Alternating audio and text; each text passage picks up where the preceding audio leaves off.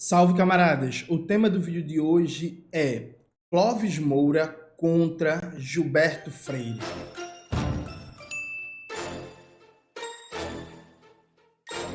Antes de começar propriamente o tema do vídeo do canal, quero muito agradecer a você que ajuda a manter e melhorar nosso canal a partir do Apoia-se. Seu apoio é fundamental para a gente continuar o nosso trabalho. Se eu preferir o Pix, está aparecendo aqui como QR Code na tela do vídeo. Note, estou num processo de estudar muito Clóvis Moura, né? Venho falando cada vez mais do Clóvis Moura. E tô lendo um livro dele, quem me acompanha nas redes aí já viu várias vezes eu postando story falando do livro, que é O Negro, do Bom Escravo ao Mau Cidadão, uma pergunta.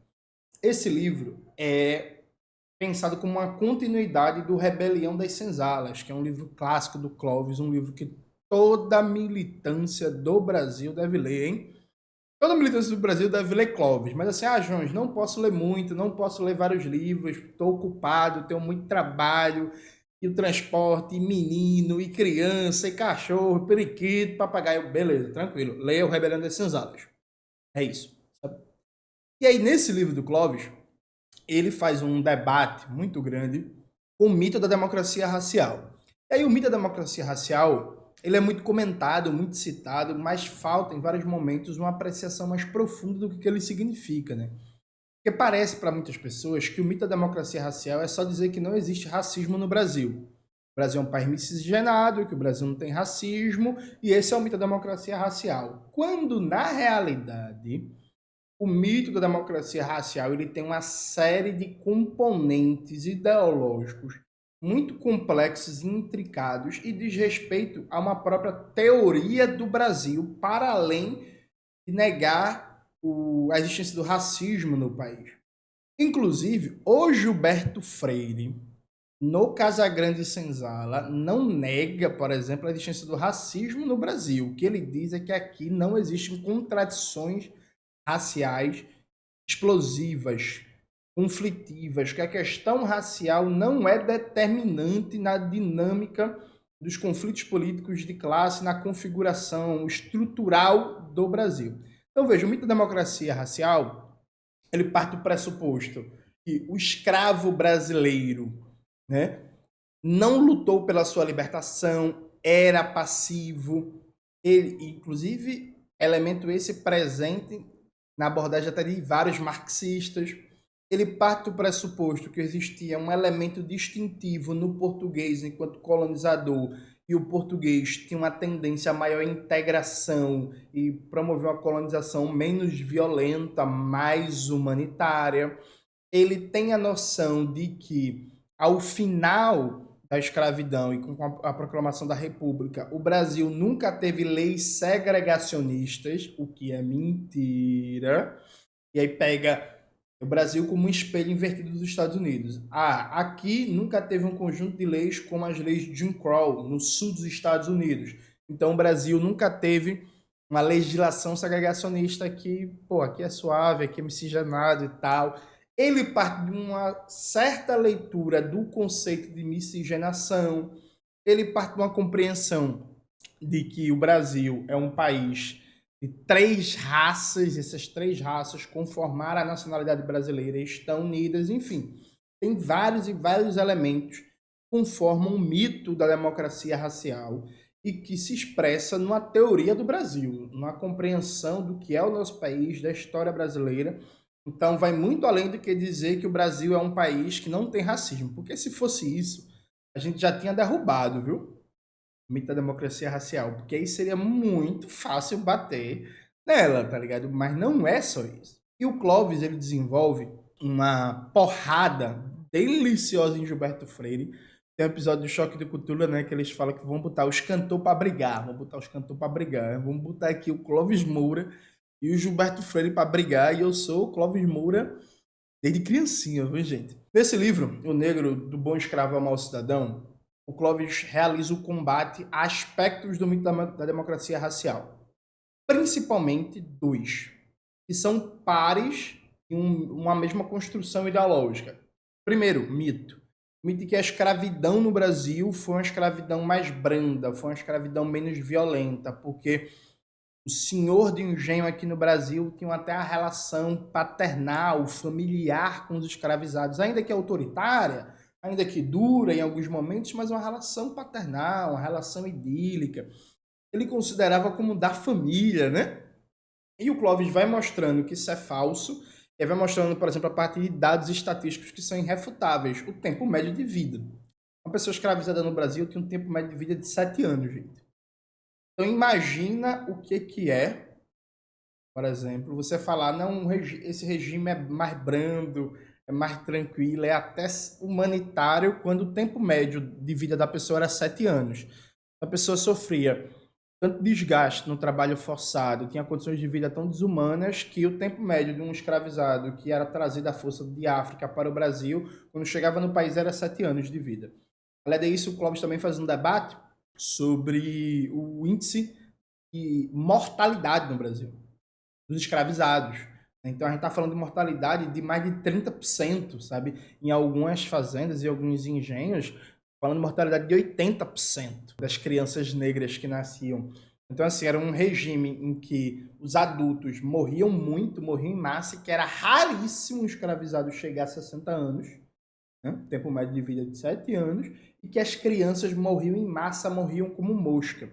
Sem falar nas violências, nas torturas, nos estupros contra mulheres, mutilações, castigos físicos, apanhar até a morte, morrer de fome, de exaustão, e tudo isso, né? Então, o Clóvis, ele desmente, com dados estatísticos, não dá para procurar uma brandura maior no regime escravagista nos Estados Unidos, comparado, por exemplo, com o regime escravagista em Santo Domingo, no atual Haiti, ou nos Estados Unidos, ou em Cuba, ou qualquer outra região que tem um grande contingente de pessoas escravizadas.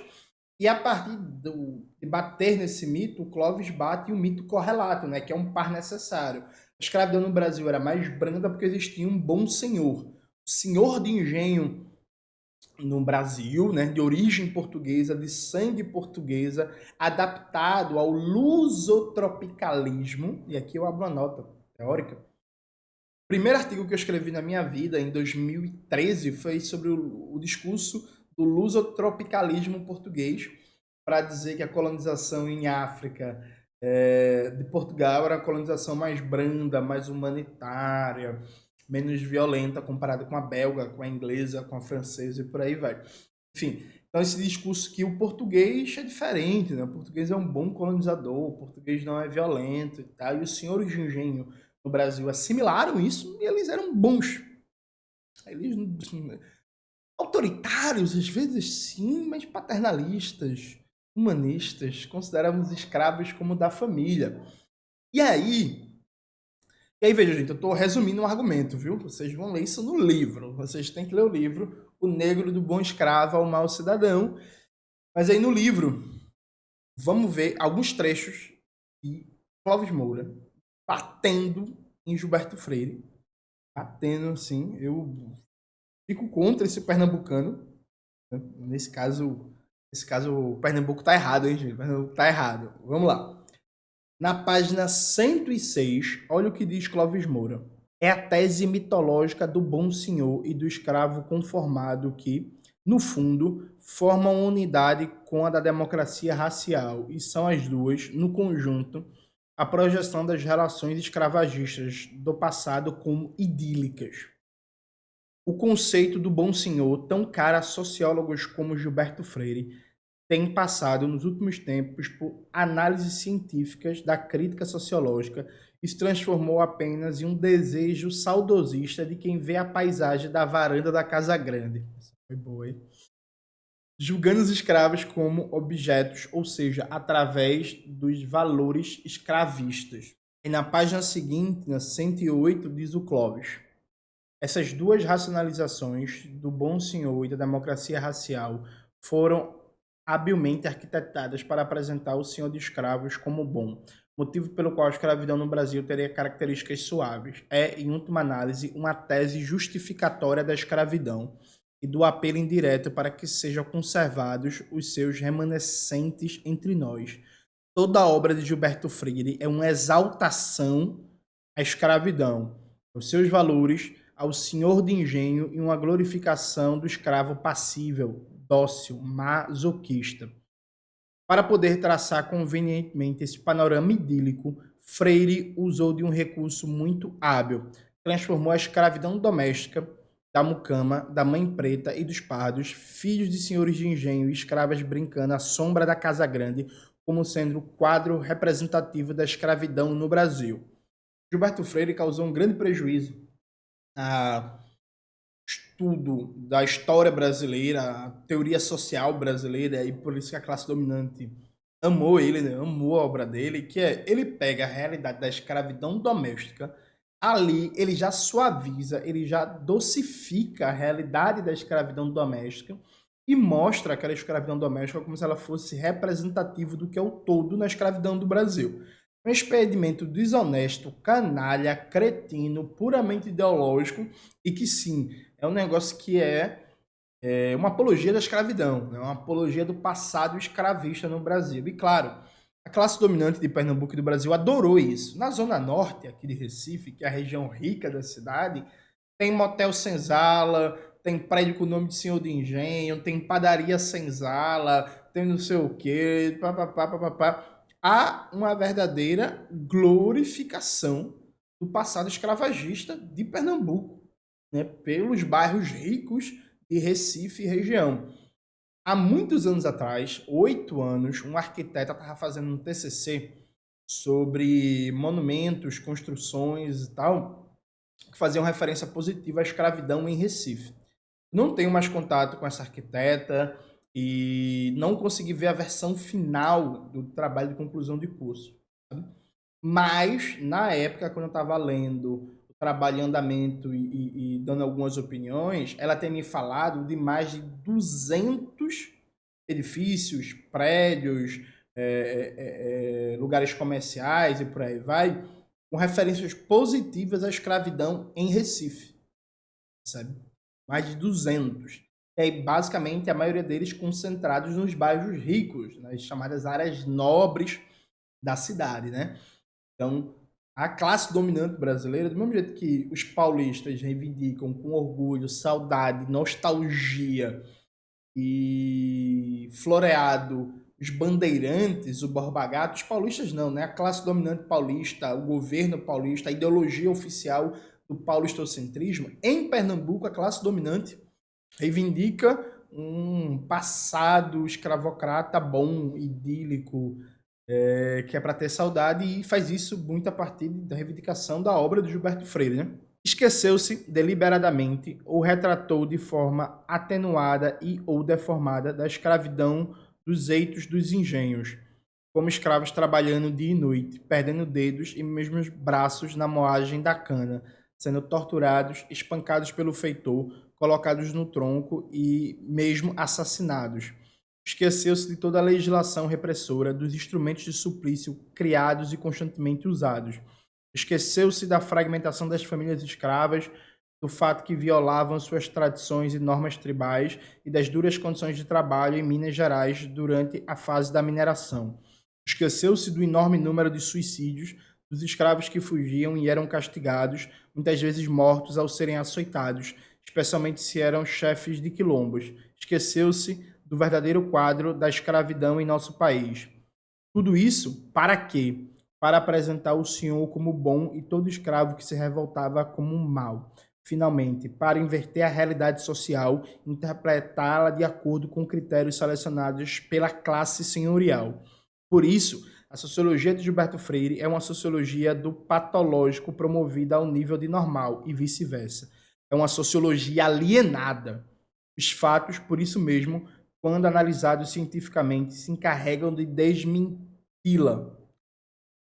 Clóvis é muito duro com Gilberto Freire e aqui eu digo, ainda pouco. A classe dominante brasileira, ela nunca descuidou do papel de dominar e controlar a memória histórica do nosso povo.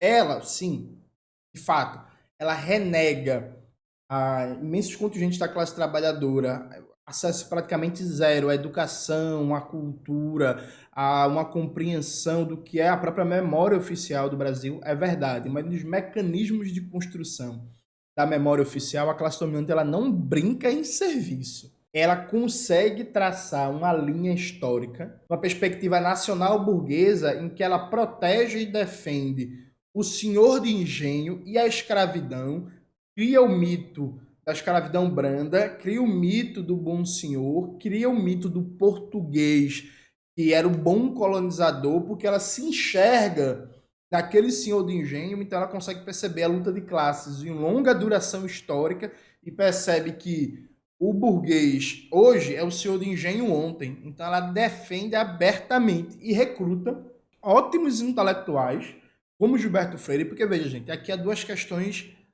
diferentes. Gilberto Freire é um canalha da pior espécie. Ponto. Intelectual conservador, reacionário. E é tarefa fundamental no processo de criar uma memória da classe trabalhadora, criar uma teoria da Revolução Brasileira, pegar a obra de Gilberto Freire e fazer de picadinho, fazer de carne moída. Ponto. Agora, ele era um canalha muito qualificado, inteligente, erudito e difícil de bater. Ele tem uma obra gigantesca. E como eu disse, se o mito da democracia racial fosse só que o Brasil é um país que não tem racismo, era muito fácil de derrubar, mas não é só isso. Há todo um construto ideológico ultra complexo que, inclusive, pega o marxismo. Eu até parei um pouco de falar sobre isso porque eu preciso escrever logo, né? Mas eu quero mostrar como, por exemplo, um dos pontos fundamentais do mito da democracia racial, que era a passividade dos escravizados, é o que comparece muito na obra de Caio Prado Júnior. Sabe? Não é fácil derrubar o construto ideológico da classe dominante. Então, Gilberto Freire é um cara que a gente tem que estudar de verdade, estudar com seriedade, porque ele era muito bom. Era muito bom na função dele. Que função? A função de intelectual orgânico da classe dominante brasileira, do conservadorismo brasileiro, da reprodução do capitalismo dependente e do racismo brasileiro. Percebe? Não basta, Gilberto Freire era racista, foda-se. Não, beleza. Só tem que desmontar o cara. Desmontar o cara. E não é fácil. Não acho que desmontar Gilberto Freire é um passeio no parque. Clóvis Moura faz, porque Clóvis Moura era foda, estudou bem, os argumentos no livro estatísticos, categoriais, de análise histórica, de documentos, Clóvis Moura desmonta por A mais B o mito da escravidão branda e do bom senhor. Vocês precisam ler esse livro.